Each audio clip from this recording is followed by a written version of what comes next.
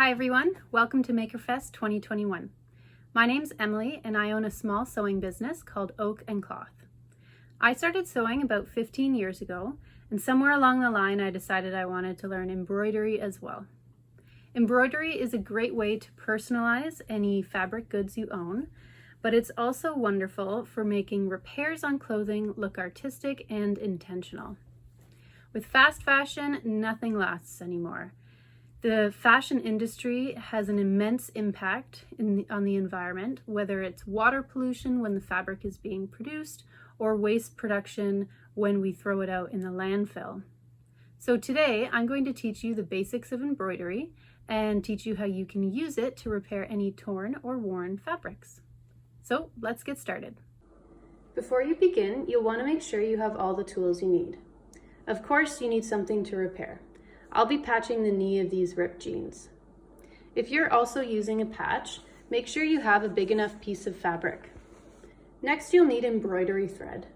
There are many types of thread, but the most common you'll find are pearl and 6-string embroidery floss.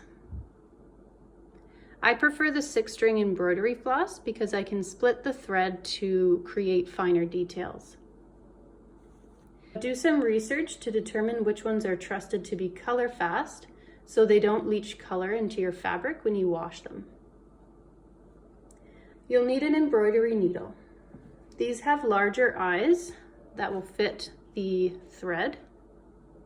If you're using a thinner fabric, then you'll want the slender needle so it doesn't leave permanent holes. If you're using a heavier fabric like this denim, you'll want a thicker needle that can handle being pushed through. Some people like to use stencils in their designs. Many of these you can buy are iron-on. If I want to draw something on, I usually just use chalk or fabric pencil though. Some people also like to use an embroidery hoop to hold their fabric taut. If you're a beginner, I highly recommend using one as it makes it a lot easier to avoid scrunching up the fabric when pulling the floss through. However, if you're mending a part of the fabric that isn't flat or is a sleeve, like the knees of these jeans, you may not be able to. All right, before you get started on any repairs or embroidery, it's important to prepare your fabric.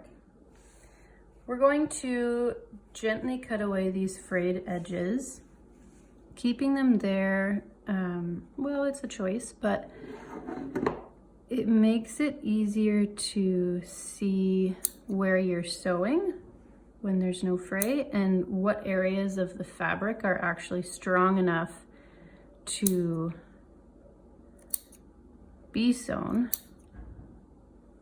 You'll want to look out for areas that are worn but not completely ripped, because embroidering these sections,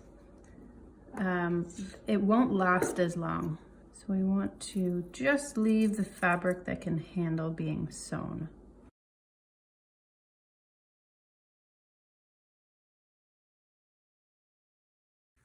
So anyone patching up warped or curved fabric like a knee or an elbow, you'll want to use a curved form to make sure the patch is attached at the proper angles. I use my dog's squeaky ball. So you'll just stick that behind the fabric and use that as a form while you baste it on.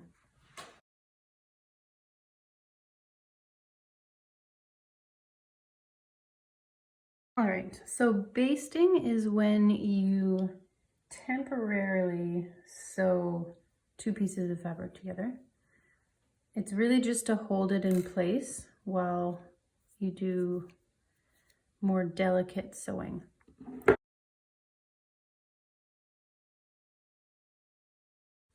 All right, so let's start with backstitch. So with backstitch,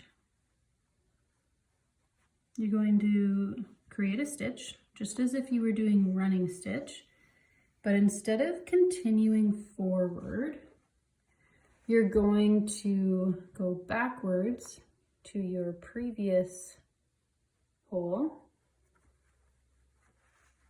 and then push out ahead of your last exit point.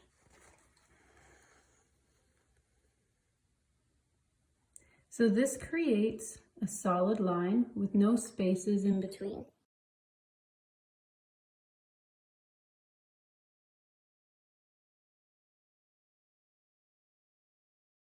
The next stitch we're going to learn is called stem stitch, and it's pretty similar to back stitch, just has a bit of a different look, kind of looks like a twisted vine.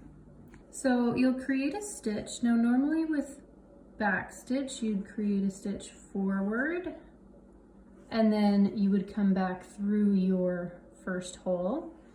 This time though we're going to stitch backwards. And halfway through the stitch space, bring your needle back up and pull. And then you'll continue forward.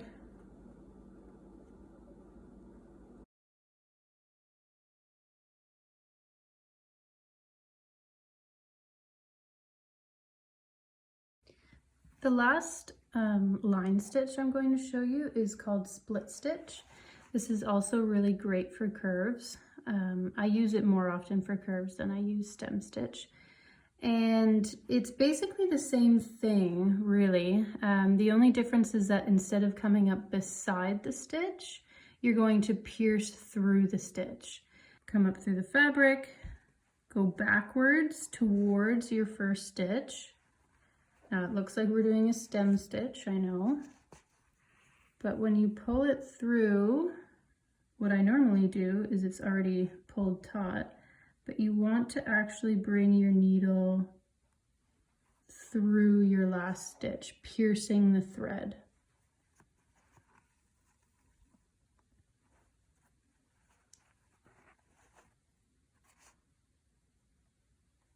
So you go forward, go backward from behind, pull through. I'm actually not going to pull it fully through before I pierce my thread or go between the threads that I have. Either way. There you go.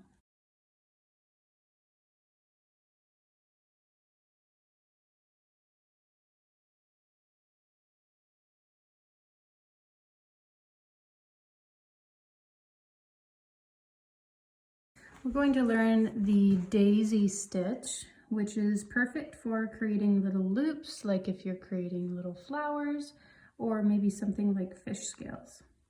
So come up through the back of the fabric and go back in right beside where you came out.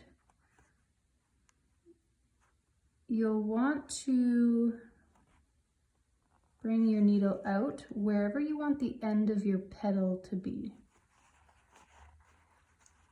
Don't pull the fabric completely through or the thread completely through, because you'll want to catch this loop with the needle. And when you do that, you've created a U shape. To hold this loop in place, you're going to stitch back in through the fabric, right on the other side there.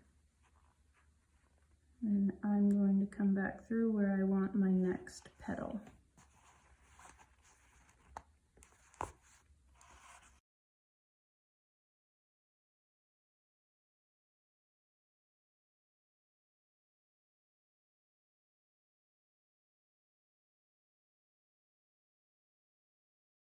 This next stitch is called the French knot. It's kind of hard to master at first, but it is worth it. It creates a pretty essential texture in embroidery. Anything that you want bumpy, such as the centers of flowers, clouds, or anything like that. So once you've come up through the fabric, you're going to take your needle and near where you exited, wrap the thread around twice. You can either go back in through the hole you came or right beside. What you'll want to do here is as you pull through, hold the knotted part taut, not super taut, but tight enough that this loop doesn't get loose. You'll pull through. Once you get to the point where it's too short to pull anymore, put your finger lightly on top to hold the loop in place as you continue to tighten. And voila. All right, so I've added a few more flowers and filled them in with some French knots. The last stitch that I'm going to show you is satin stitch. And essentially the satin stitch is just going one stitch beside the next, filling in space. So once I've got a couple stitches,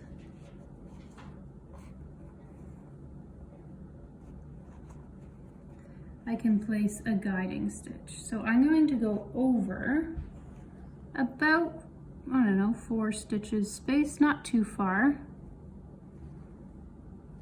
Maybe a little bit further than that. There we go. And notice how I'm going around my back stitch, not in front of it, not through it, I'm going around. So once you create a guiding stitch, you're going to fill the space in between your last stitches and your guiding stitch. And you see I've started my stitches here, my guiding stitches here, and I'll fill in that space here going around my outline stitches.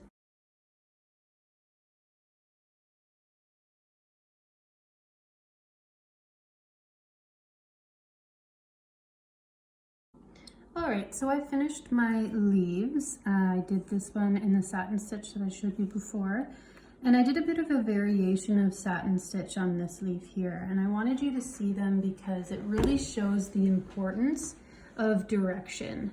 So these are leaves. This one kind of just looks like a noodle though, because I directed my stitches across the leaf in just one solid pattern. Whereas this leaf, I did go across, but I stopped at the center, and that creates a little bit more dimension and makes it more realistic.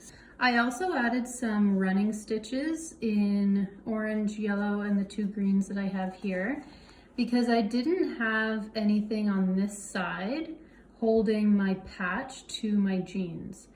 I know it's easy to get caught up in the design of things, but you have to remember that we are trying to repair something. So make sure that you have stitches in as many possible locations as you can, but you want to make sure that this is a sturdy patch. So here's the back side. I've turned the pant inside out, and what I've done is looked for any strings that aren't held down by other stitches, and I've tied a knot right at the base so that they won't come loose. And I'll just cut them now. But see how I've got this huge part here that's quite loose? It is more comfortable if you trim the pack.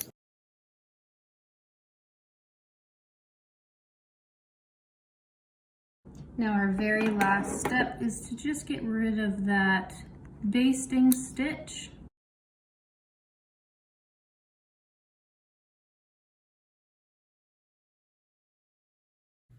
So there you have it. You now know the basics of embroidery and how you can use it to repair your clothing, add a little bit of artistic flair, and reinforce worn areas.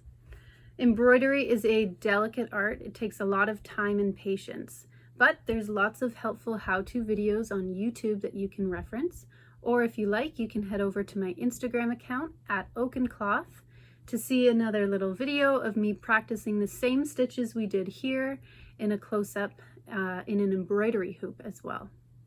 Being able to embroider will open up a lot of doors for you, whether it's personalizing gifts or saving money on clothes that you don't have to buy new because you now know how to fix them. I hope you enjoyed this tutorial. Thanks for watching. Enjoy the rest of MakerFest 2021.